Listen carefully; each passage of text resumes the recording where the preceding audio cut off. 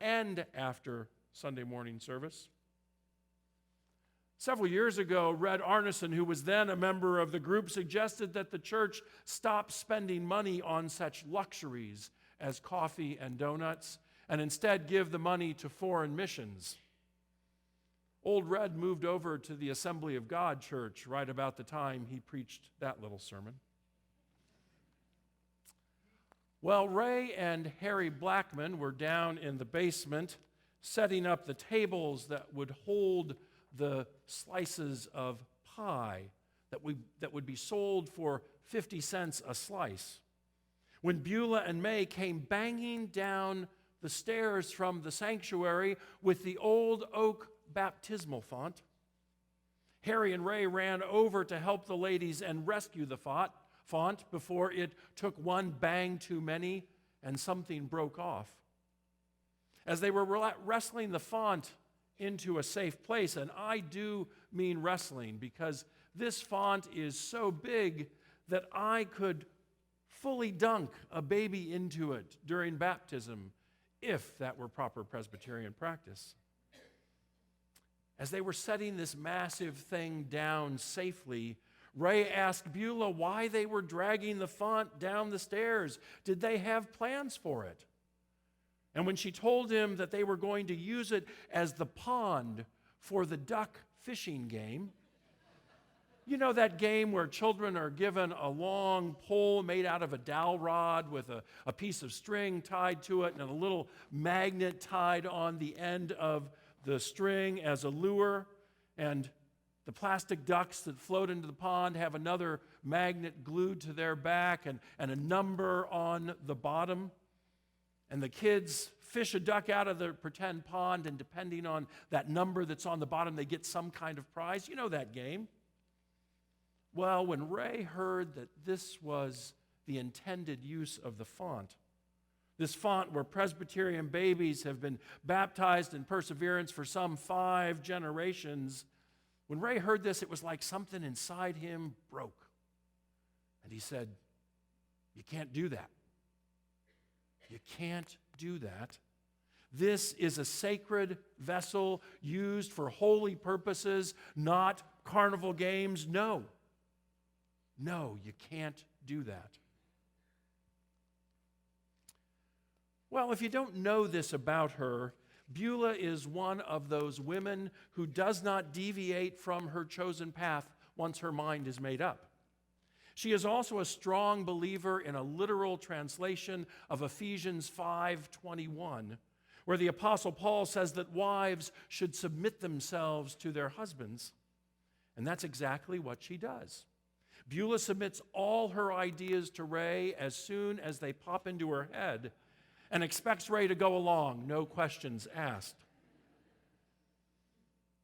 Beulah said to Ray, "Now don't be silly. Help me glue the magnets on these plastic ducks." But Ray said, "No, I won't do it." Well, the next thing you know, Ray and Beulah are in a full-fledged shouting match right there in front of the other members of the young couples group and God and everybody. All the other members of the group just stood there at a safe distance, silently staring at their feet, waiting until the fight was over so that they could get on their cell phones and let everybody else in town know what had just happened. Ray, who is known for being a pretty calm guy, just kept getting more and more and more worked up until he was finally shouting at the top of his lungs that he wasn't going to be like any old money changer in the temple. And as he turned to storm out of the room, he accidentally bumped that massive baptismal font with his hip. That antique font rocked to one side and then just seemed to hang there for a long moment in midair before crashing onto the tile floor with a loud bang, an awful thud. The others in the room let out a gasp as a piece of the ancient oak broke off the font and slid across the tile floor of Fellowship Hall.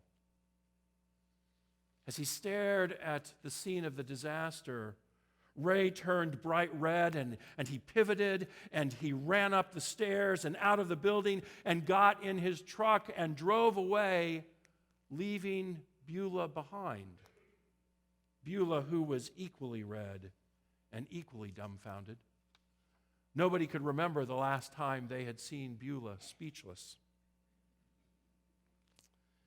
Well, May took Beulah home a bit later, a very quiet ride, as you might imagine. And then nobody saw or heard from Ray and Beulah until he opened the store on Monday morning.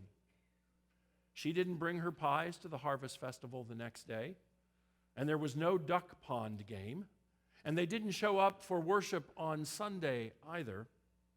Though the old font was back in its rightful place in the sanctuary, having been wrestled up the stairs by several men at the end of the festival and turned so that the broken side was facing the back wall instead of the congregation.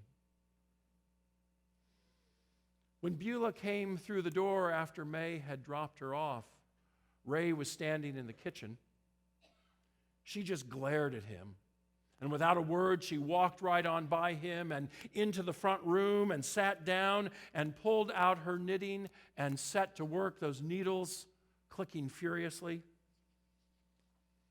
Well, they didn't talk the rest of that day, or the next, or the one after that, or the one after that. As Ray was heading into town on Tuesday morning, Beulah turned off the radio in the middle of the farm market report, something she never did. And she looked Ray straight in the eyes and said, "You made a fool out of me." And it went from there. You know how those fights go. When one person says something to sting another, and so in their pain, they say something just as sharp back. And before you know it, two people who love each other and care for each other deeply, two people who've been married for over 40 years, two people who almost always see eye to eye. These two people have forgotten who they are and forgotten how to act properly and forgotten how to extend grace. When Ray finally left some 10 minutes later, both he and Beulah had said some hard and painful things to each other. Words that you regret as soon as they spill out of your mouth. Words that cut deep, causing wounds that are, so very slow to heal. Words that leave you in a fog, which is exactly where Ray was when Dean found him sitting in the high school parking lot, staring off into space. Ray never did get back to the store that Tuesday afternoon. Instead, he drove to the church. Luckily, I was there working on the sermon for Sunday and was able to help Ray get that old font out of the building and carefully place it in the back of his pickup truck. When Ray got back out home, he backed into the pole barn that doubled as both garage and workshop. He had just maneuvered the font out of the truck, using a couple of 2x10s as a ramp. No small feat for one person to maneuver something that large. And as Ray was beginning to figure out how he might repair the damage that was caused when the font hit the tile floor in Fellowship Hall, he heard a noise. And he looked up and found Beulah standing in the door of the workshop. She looked at him and then at the damaged font and then back at the person she had been married to for so long that she couldn't remember a time in her life without him. And Beulah quietly said, "I'm guessing that Jesus helped pick up the tables when he was done knocking them over." And without saying a word, Ray scooted over to his left a bit, so that there would be room for Beulah right there next to him on the bench.